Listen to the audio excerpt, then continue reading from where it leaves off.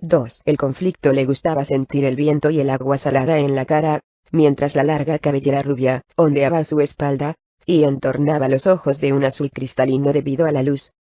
Los rasgos de Wulfgar seguían siendo marcados, pero aniñados, a pesar de la rubicundez de su piel después de semanas en el mar. Sin embargo, para el observador más avesado, asomaba en los ojos de Wulfgar un eco que desmentía esa apariencia juvenil, una tristeza aportada por amargas experiencias.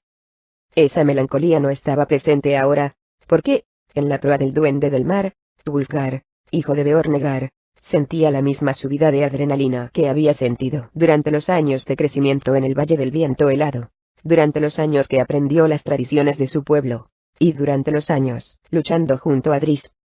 No podía negar su alborozo.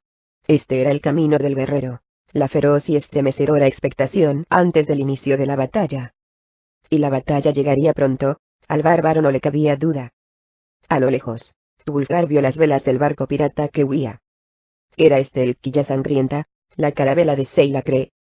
Estaba su martillo de guerra, el poderoso Aegisfan, el regalo de su padre adoptivo, en manos de un pirata a bordo de ese barco.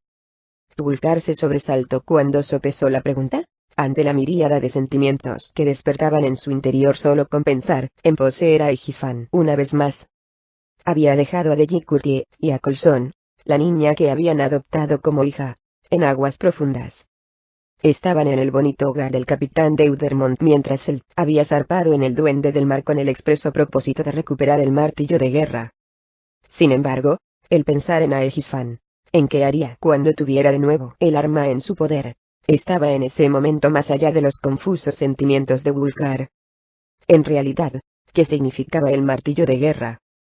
Ese martillo de guerra, un regalo de Bruenor, había sido un símbolo del aprecio que el enano sentía por él, un reconocimiento de que Wulfgar había madurado por encima de sus orígenes brutales y estoicos para convertirse en un guerrero mejor, y, lo que era más importante, en un hombre mejor. Pero lo era Wulfgar, en realidad. Era merecedor del martillo, del aprecio de Bruenor. Sin duda, los hechos desde su retorno del abismo estaban en su contra. Durante los últimos meses, Wulfgar no había hecho muchas cosas de las cuales se sintiera orgulloso, y tenía toda una serie de actos, empezando por el bofetón en la cara de Catibrie, que preferiría olvidar. De manera que aquella búsqueda de Aegisfan le había venido como un bienvenido respiro, una distracción que lo mantenía ocupado, positivamente ocupado por una buena causa, mientras intentaba aclararse. Pero, si Aegisfan estaba en el barco a proa, o en el siguiente que encontrarán, y Wulfgar lo recuperaba, ¿a dónde lo llevaría eso? Tenía todavía un lugar en el Valle del Viento Helado entre sus antiguos amigos. Volvería a una vida de aventuras y salvajes combates, viviendo en el filo de la navaja con Drizzt y los otros. Wulfgar volvió a pensar en Deji y en la niña. Teniendo en cuenta la nueva realidad de su vida, teniendo en cuenta a estas dos mujeres, ¿cómo podría volver a su vida anterior? ¿Qué significaría semejante vuelta atrás con respecto a su responsabilidad hacia su nueva familia? El bárbaro soltó una carcajada, al reconocer que eran más que responsabilidades lo que lo frenaba, aunque pocas veces lo admitía, incluso a sí mismo. Cuando sacó a la niña de Outney, un pequeño reino cobijado en las estribaciones orientales de la columna del mundo, lo había hecho por responsabilidad, lo había hecho porque la persona que él era realmente, o que quería volver a ser, exigía que no dejara sufrir a la niña por los pecados de la madre o la cobardía y estupidez del padre. La responsabilidad lo había llevado de vuelta a la taberna Cutlass en Luskan, una deuda contraída con sus antiguos amigos, Arun, Deji, e incluso con Josip Budles, a quien seguramente había defraudado con sus excentricidades de borracho. Pedir a Deji que lo acompañara junto a la niña había sido otro impulso forjado por la responsabilidad. Había visto la oportunidad de enmendarse por el trato miserable que le había dado a la pobre mujer, y así le había dado un nuevo camino que explorar. En realidad, Wulfgar no se lo había pensado mucho antes de pedírselo a Deji, e incluso después de su sorprendente consentimiento, el bárbaro no había entendido lo profundamente que la decisión de Deji llegaría a afectar a su vida. Porque ahora, su relación con Deji y su hija adoptada se había convertido en algo más. Esta niña que había adoptado por generosidad, y, en realidad, porque Wulfgar sabía instintivamente que necesitaría más la generosidad que la niña. Se había convertido en su hija. En todos los sentidos. De la misma manera que él se convirtió en el hijo de Bruenor Vatleamer. Wulfgar nunca antes había tenido indicios del nivel de vulnerabilidad que su nuevo título, el de padre, le daba. Nunca se había imaginado que alguien pudiera herirlo de verdad, de manera real. Ahora todo lo que Wulfgar tenía que hacer era mirar los ojos azules de Coulson, tan parecidos a los de su madre, para saber que todo su mundo podía ser destruido. De forma parecida, con Deji Courtier, el bárbaro había comprendido que tenía mucho más de lo que esperaba. Aquella mujer a la que había invitado a unirse a él en un rapto de generosidad, como negación del rufián en que se había convertido, era ahora mucho más que una compañera de viaje. En los meses desde que dejaron Luskan, Wulfgar había llegado a ver a Deji Courtier desde un ángulo completamente distinto, había llegado a ver su alma y la sabiduría enterrada bajo la apariencia sarcástica y gruñona que había tenido que asumir para sobrevivir en su miserable existencia. Deji le había hablado de los pocos momentos de gloria que había conocido, y ninguno de ellos había sido en brazos de alguno de sus muchos amantes. Le había explicado las muchas horas que había pasado junto a los tranquilos muelles de Luskan antes de verse obligada a empezar sus noches en el Cutlass. Allí se sentaba para ver cómo el sol se hundía en el lejano océano, de modo que parecía que el agua se incendiaba. Deji amaba el crepúsculo, la hora tranquila, lo llamaba, cuando la gente diurna de Luskan volvía a casa con sus familias y el gentío noctámbulo aún no se había lanzado al bullicio de sus animadas, pero a fin de cuentas vacías, noches. En los meses que había frecuentado a Deji en el Cutlass, en las noches que habían pasado uno en brazos del otro, Wulfgar nunca había llegado a imaginar que aquella mujer escondiera nada más, que tuviera sueños y esperanzas, y que tuviera una comprensión tan profunda de la gente que la rodeaba. Los hombres que se acostaban con ella, creían que era un blanco fácil, que solo necesitaba unos cuantos cumplidos para ofrecer lo que buscaban. Lo que Wulfgar llegó a entender de Deji, era que ninguna de aquellas palabras, ninguno de aquellos escarceos, significó nada para ella. Su única medida de poder en las calles era su cuerpo, y así lo había usado para conseguir favores, conseguir conocimiento, obtener seguridad, en un lugar que carecía de los tres. Qué extraño le parecía a Wulfgar reconocer que mientras que todos los hombres creían aprovecharse de la ignorancia de Deji, de hecho, era ella la que se aprovechaba de la debilidad de los hombres ante el deseo. Sí, Deji Courtier podía ser tan interesada como cualquiera, y por eso esta relación floreciente le parecía tan asombrosa a Wulfgar. Porque sabía que Deji no lo estaba utilizando de la misma manera que él no la utilizaba a ella. Por primera vez en toda su historia juntos, los dos se habían limitado a disfrutar de la compañía del otro, honestamente, y sin pretensiones, sin hacer planes. Y Wulfgar sería un mentiroso si no reconociera que lo estaba disfrutando. Un mentiroso, y además un cobarde, si fuera incapaz de admitir que se había enamorado de Deji Courtier. Por lo tanto, la pareja se había casado. No de una manera formal, sino en cuerpo y alma, y Wulfgar sabía que aquella mujer, aquella insólita compañera, había llenado sus carencias de manera que nunca había creído posible. «¡Izan la bandera pirata!», gritaron desde la cofa del Palo Mayor, cosa que significaba que desde luego era un barco pirata lo que había a proa del duende del mar, y que, en su arrogancia, ondeaban una reconocida bandera corsaria. Sin nada más que mar abierto a proa, el barco no tenía oportunidad de escapar. Ninguna nave de la Costa de la Espada podía ganar al duende del mar, y en especial con el poderoso mago Robillard sentado en lo alto del puente superior, conjurando ráfagas de viento repetidamente en la vela mayor de la goleta. Wulfgar respiró hondo varias veces, pero de poco sirvió para calmar sus nervios. «Soy un guerrero», se recordó, pero la otra verdad, que era un esposo y un padre, no podría olvidarse con facilidad. Qué extraño le parecía aquel cambio de ánimo. Hacía unos meses, había sido el terror de Luskan, lanzándose a luchar con abandono, imprudente hasta el punto de la autodestrucción. Pero eso era cuando no tenía nada que perder, cuando creía que la muerte se llevaría el dolor. Ahora había algo que perder aún más grande que esas cosas, el darse cuenta de que si moría, Deji y Coulson sufrirían. ¿Y por qué?, tuvo que preguntarse el bárbaro. por un martillo de guerra, por un símbolo de un pasado que ni siquiera estaba seguro de querer recuperar. Tulkar se sujetó al cabo que iba hasta el trinquete, agarrándolo con tanta fuerza que sus nudillos se volvieron blancos, y respiró de nuevo profundamente, soltando el aire como un gruñido animal. Tulkar desechó aquellos pensamientos, reconociéndolos como anatema para el corazón de un verdadero guerrero. Cargar con bravura, ese era su mantra, su código, y desde luego, esa era la manera como sobrevivía un verdadero guerrero. Abruma a tus enemigos y deprisa, y seguramente podrás contarlo. La vacilación solo proporcionaba oportunidades al enemigo para derribarte con flechas y lanzas. El titubeo, la cobardía, lo destruirían. El duende del mar acortó distancias rápidamente con la nave, y pronto se vio que era una carabela de 2 palos. Con qué rapidez se arrió la bandera pirata cuando el barco reconoció a su perseguidor. La catapulta de popa y la balista de proa del duende del mar dispararon, sin conseguir un impacto con consecuencias, y el pirata respondió con un disparo de su catapulta, un tiro corto que se quedó bastante lejos del cazador que acechaba. ¿Otra salva?, le preguntó el capitán Deudermont al mago del barco. El capitán era un hombre alto, de espalda recta, con una barba de chivo perfectamente recortada que todavía era más castaña que gris. ¿Para intimidarlos?, respondió Robillard. No.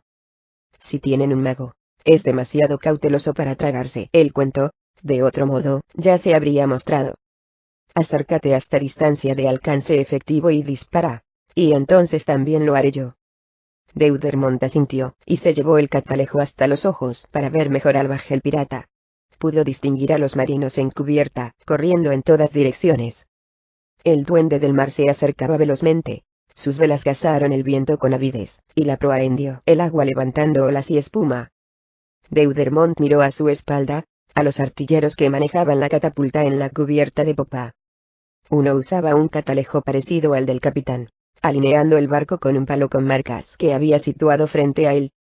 Bajó el catalejo para mirar a su superior, y asintió. Disparad a la mayor, le dijo Deudermont al marinero que había junto a él. Se fue pasando la orden, y la balista y la catapulta volvieron a disparar. Esta vez, una bola de brea ardiente mordió las velas y el aparejo del barco pirata que se escoraba en una virada desesperada, y el proyectil de la balista, provisto de cadenas, desgarró una vela. Un instante después, se produjo un resplandor brillante. Un rayo de Robillard golpeó el casco del barco pirata a la altura de la línea de flotación, astillando la madera.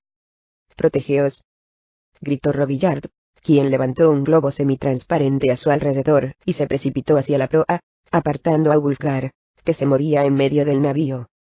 ¿Un rayo fue la respuesta que llegó del barco pirata?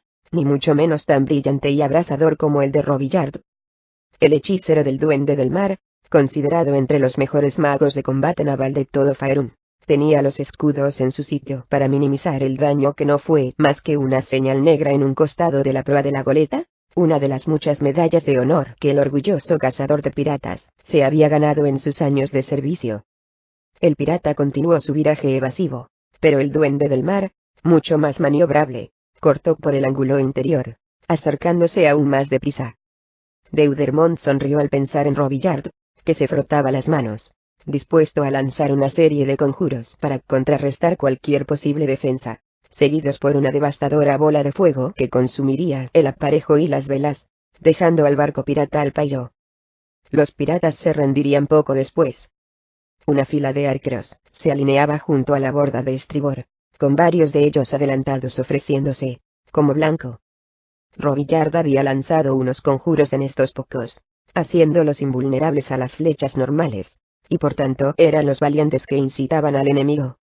«Una salva cuando pasemos junto a ellos», ordenó el líder del grupo, y todos empezaron a comprobar el arco y las flechas buscadoras que volarían rectas y certeras. Tras ellos, Wulfgar se paseaba nervioso, ansioso. Quería que esto acabara, un deseo perfectamente razonable, y con todo se maldecía por esos sentimientos. «Un trago para calmar los nervios», le dijo un grasiento tripulante, ofreciéndole una botellita de ron, que había pasado de mano en mano por el grupo de abordaje. Wulfgar miró la botella fijamente. Durante meses se había escondido dentro de uno de estos objetos aparentemente transparentes.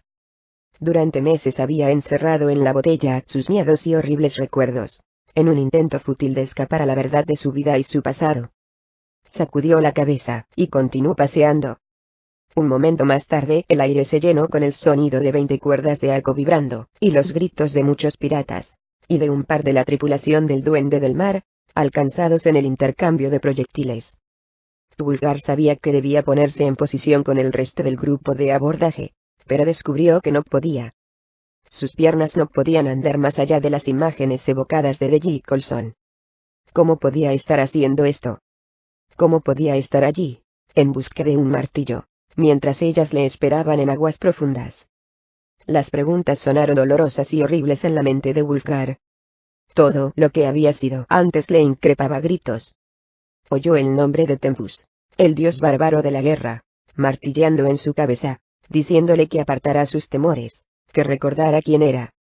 Con un rugido que hizo que los hombres más cercanos se apartaran de miedo, Wulfgar, hijo de Beornegar, cargó hacia la borda, y aunque no se había dado la orden a la partida de abordaje, y Robillar todavía preparaba su bola de fuego, y aunque los dos barcos estaban a unos 3,5 metros de distancia, y el Duende del Mar navegaba veloz, el furioso bárbaro se encaramó a la borda, y saltó.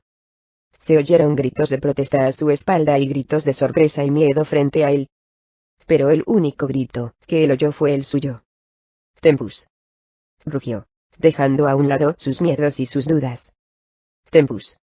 El capitán Deudermont se abalanzó sobre Robillard, agarró al delgado mago, y le sujetó los brazos a los costados, interrumpiendo el lanzamiento del conjuro. Loco.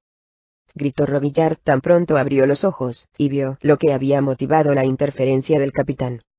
No es que el mago estuviera sorprendido, ya que Wulfgar había sido un incordio para Robillard desde que se uniera a la tripulación.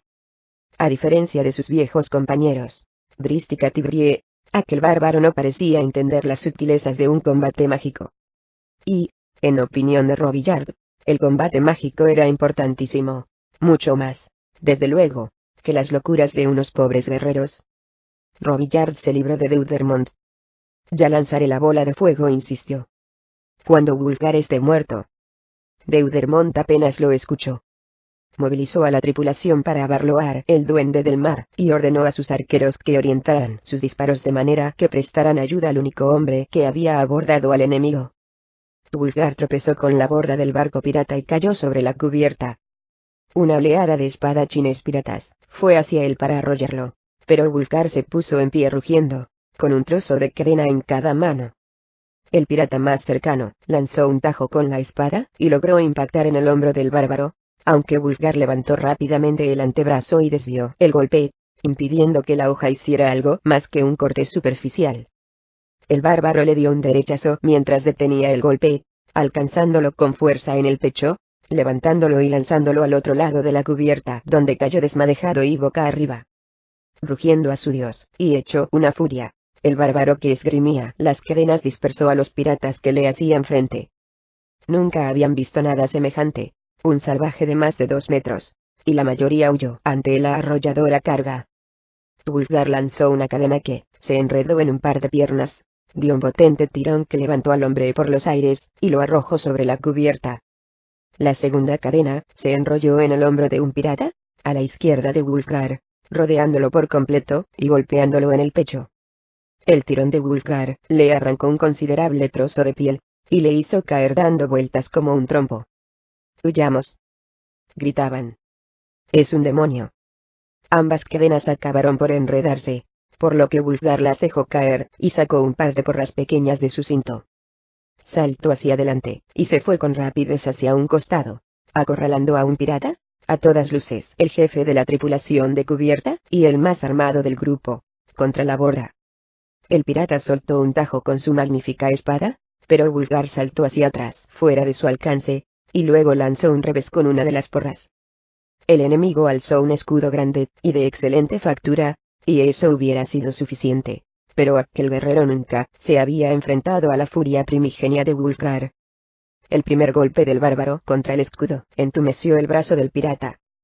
El segundo dobló hacia adentro la parte superior del escudo, y le hizo bajar el brazo que lo sostenía.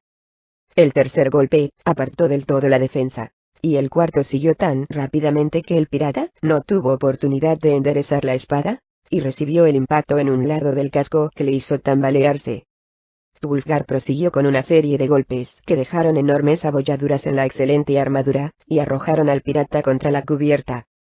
Apenas había tocado el suelo, cuando Wulfgar lo agarró del tobillo, y lo hizo de un tirón, cabeza abajo. De una sola zancada, el poderoso bárbaro se plantó junto a la borda, mientras el pirata con armadura colgaba a su lado sobre las aguas. Wulfgar lo sostuvo con un solo brazo, aparentemente, sin esforzarse. El bárbaro miraba al resto de la tripulación amenazadoramente. Ni un solo hombre se acercó, y ni un arquero levantó su arma contra él. Pero alguien le amenazaba desde el puente superior. Wulfgar se volvió y vio al mago pirata, que se preparaba para lanzarle un conjuro. Con un giro de muñeca, Wulfgar lanzó el garrote que le quedaba hacia el mago, que tuvo que esquivarlo, interrumpiendo el conjuro. Pero ahora Wulfgar estaba desarmado, y la tripulación pirata parecía recuperada del pasmo inicial ante su apabullante carga. Apareció el capitán pirata, y prometió una montaña de tesoros para el que derribara al gigante bárbaro. El mago comenzaba otra vez a preparar un conjuro. La chusma de marino se acercó, lanzando miradas asesinas. Pero se detuvieron, inmóviles, y algunos tiraron las armas, cuando el duende del mar se deslizó por el costado del barco justo detrás del bárbaro con sus arqueros y el grupo de abordaje listos para el ataque. Robillard lanzó otro rayo que alcanzó al aturdido mago pirata, lanzándolo por encima de la borda a las gélidas aguas. Un pirata lanzó un grito de batalla, pero fue acallado cuando un par de flechas se hundieron en su pecho. La tripulación del duende del mar estaba demasiado bien entrenada, demasiado disciplinada, era demasiado experimentada. El combate terminó antes de empezar. «Podrías devolverlo a cubierta», le dijo Deudermont a Wulfgar, unos instantes después, porque el bárbaro seguía plantando y sosteniendo al pirata de la armadura boca abajo por encima de la estrecha superficie de agua que había entre los dos barcos, aunque ahora, al menos, Wulfgar usaba las dos manos. «Sí, hazlo», pidió el avergonzado pirata, levantando la visera de su caro yelmo. «Soy el conde del señorío de Tascadale», exigió. «Eres un pirata», le dijo Deudermont. «Un poco de aventura, y nada más», replicó el hombre con arrogancia. «Ahora que tu amigo ogro me suelte». Antes de que el capitán pudiera decir nada, Wulfgar giró sobre sus talones y mandó al conde al otro lado de la cubierta, estrellándolo contra el palo mayor con un estruendo metálico. El pirata se desmoronó en un ruidoso amasijo. «Conde de Tascadale, o lo que sea», comentó Deudermont. «No me impresiona», respondió Wulfgar, mientras se dirigía hacia la plancha que le llevaría de vuelta al duende del mar. Furioso, Robillard le esperaba en el otro lado. «¿Quién te ordenó que te lanzaras al abordaje?», lo increpó el furioso mago. «Les hubiéramos atrapado con un solo conjuro». «Entonces lanza tu conjuro, mago», le gruñó Wulfgar, al pasar a su lado con grandes zancadas, sin tener tiempo de explicar sus emociones e impulsos a otro cuando aún no las había aclarado ni para sí mismo. «No creas que la próxima vez no lo haré», aulló Robillard, pero Wulfgar continuó su camino. Y compadeceos de Wulfgar cuando los trozos de vela, ardiendo lluevan sobre su cabeza, enciendan su pelo, y quemen su piel. Compadeceos de Wulfgar cuando...